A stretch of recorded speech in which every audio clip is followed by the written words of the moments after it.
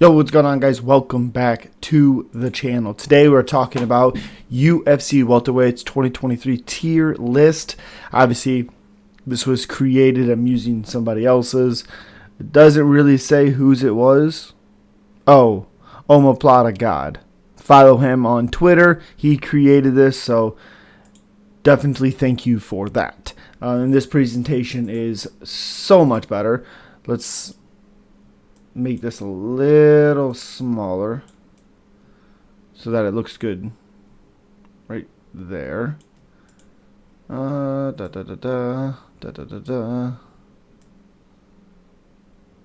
we go. Perfect. Oh crap. Okay, there it is. Move this a little bit over here. Cool. Just so you guys can see it perfectly. So yeah, tier maker of UFC welterweights. This is gonna ruffle some feathers with some people, but boo-hoo. Anyways, here we go. First one, Geoff Neal. I think Geoff Neal is a B. Not C. Definitely B. And I think that can honestly go up. I think with the skill set that he does have and the takedown defense that he's just getting better and better and better and better with, he's absolutely, again, getting better and improving. So this is also a guy that lost to Belal Muhammad, but showed out in that fight.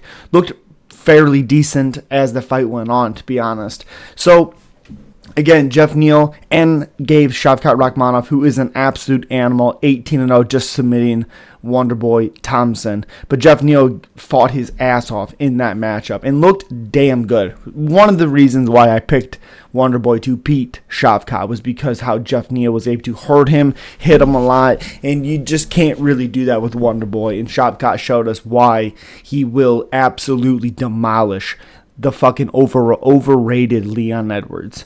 But yeah, Geoff Neal, B tier, but he definitely can go up.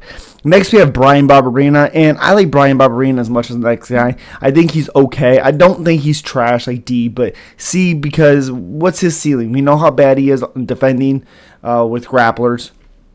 Bryan Barberina is in C tier. Not a terrible fighter, just we know what we have.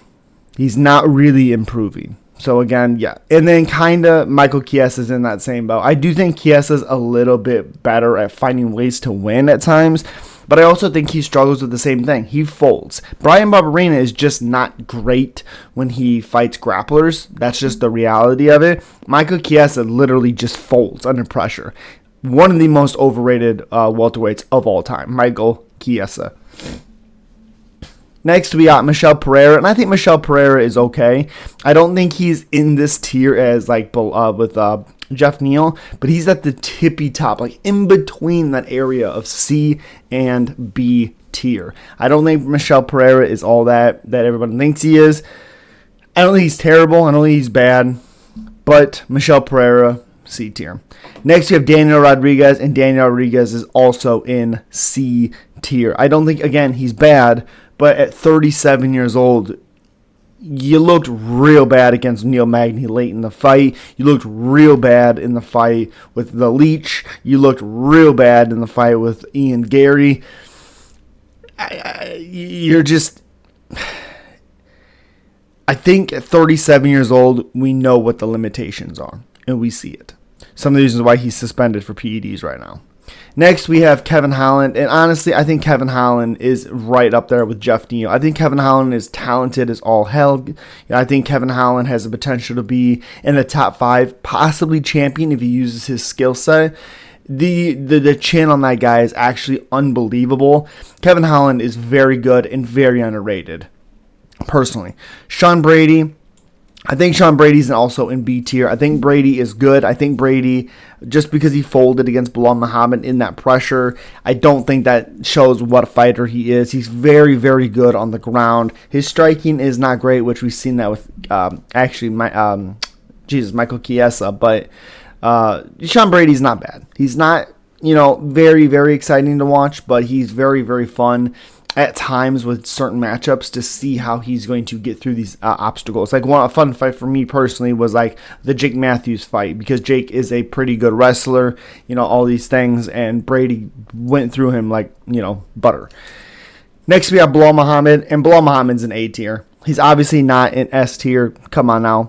A tier, hey, you have to put him up there. Even if his style is boring, he finds ways to win. He dominates them. He does his job. It's not on him to make it exciting when he has him where he wants him. That's not on him. Can he potentially go for more finishes? Sure. But you also can lose the position. So, it's one of those things. You keep the dominant position and ride it out for the whole round and have 4.5 minutes of control time, or you try to go for a couple submissions and you lose in the scrambles. You have possibility of having your back taken or even being stood up and being hurt. So I definitely get it, but I also understand people's problems with it. Next is Jorge Masvidal, and we're talking about Jorge Masvidal. We're not talking about old ass Jorge that didn't look good against Gilbert or Colby or any of these guys or Usman. In his prime, and honestly, people might not like this, but his prime was when he fought for 177. I mean, Jesus Christ, 155. When he was going down to 155, that was prime Jorge Masvidal, and he was damn good too. People don't realize how good he was. This guy has been fought forever. Jorge Masvidal is also in this B tier. I'm sorry, but he's better than Michel Pereira, Daniel Rodriguez, Brian Barberin, and Michael Chiesa. Sorry. Sucks to suck, Buttercup. Next is RDA. RDA is absolutely in this top tier, B tier. RDA is awesome. I was never a huge fan of him, but watching him fight Faceve, watching him go through, pretty sure he fought, going through Brian Barberina. He's just one of those guys at 39 years old, just keeps doing the damn thing. And even though he lost against Faceve and Vicente Luque, which Luque didn't look great in that fight, but again, he was the bigger fighter than Dos Santos, did what he needed to do. Dos Santos couldn't defend it, so it's on Dos Santos. But Dos Anjos, I mean. But yeah, RDA, again, will be a Hall of Famer. Absolutely. Next is Gilbert Burns, and I think Gilbert Burns is also right up there in A tier. This is another one of those things where Bilal Muhammad's stock kind of drops a little bit simply because Gilbert had every single thing wrong with him, and there was no ounce of Bilal trying to even pursue a finish. Not necessarily even try to go for it, just not even a thought of it.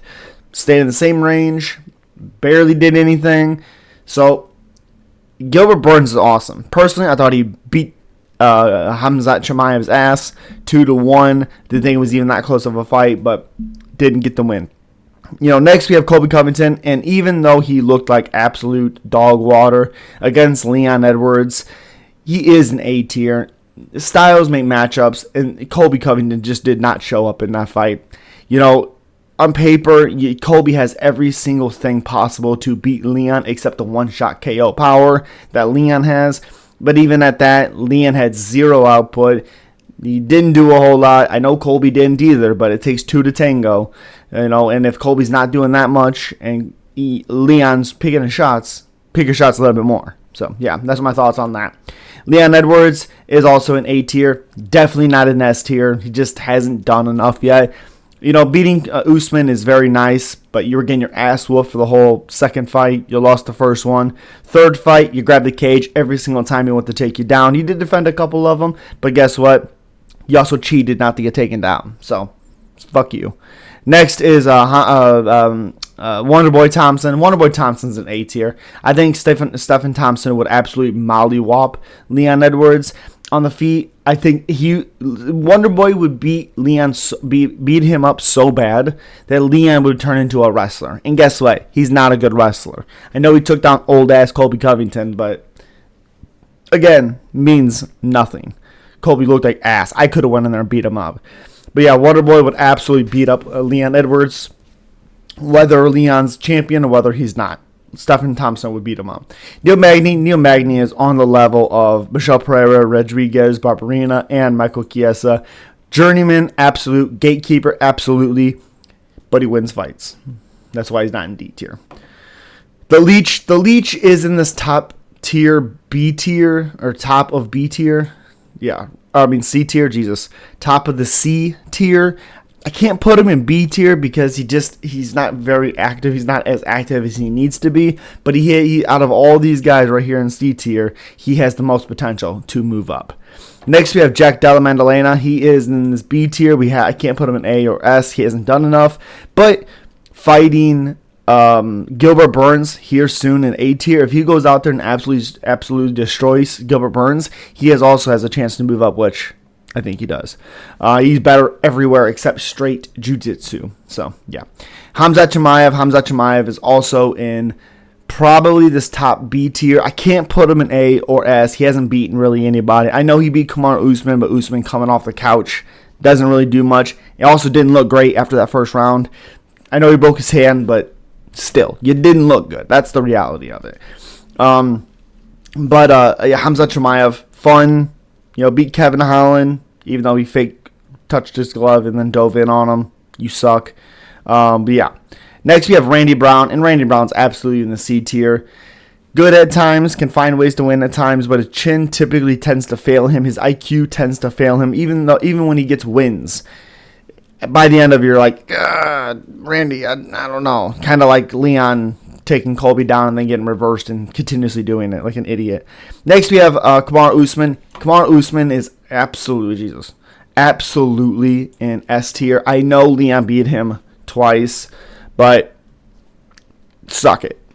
Next, we have Santiago Panzano, and Santiago Panzano in his absolute prime, which is what I'm gonna be tiering him or ranking him, is A tier.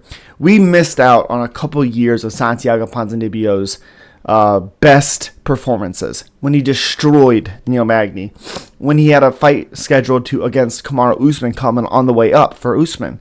Santiago Panzano was so damn good. Just so good. Next, we have Shavkat Rakhmonov. He just beat Wonderboy, so I got to put him right above Wonderboy, but they're in the same tier. I know the reason why Wonderboy is here is because his elite striking, of course, and then the overall length he's been in the UFC and just continuously done this. Rakhmonov also can move up. When he beats Leon Edwards for the title, he will move up. Sorry. Next, we have Vicente Luque. Vicente Luque is in this, top B to top A. I got to put him in top B. I just don't think he's going to be the same fighter. He's lucky that he's not fighting Ian Gary at this point, because I think Ian Gary would have head kicked Luque into the next dimension. Because Luque, again, I just don't like this version of Vicente Luque that has to grapple. Striking and mixing it in, fine. But having to grapple because you don't want to get hit, I don't like at all. And it gets you in trouble when you fight someone like Ian Gary. Well, this is my list right here. Thank you guys so much for watching the video. Make sure you like it. Let's talk about it. I know some of you are going to be pissed off. Let's talk about it. Don't be babies. Don't hide behind that keyboard or that screen. Let's talk about it. As always, subscribe, like, comment. Peace.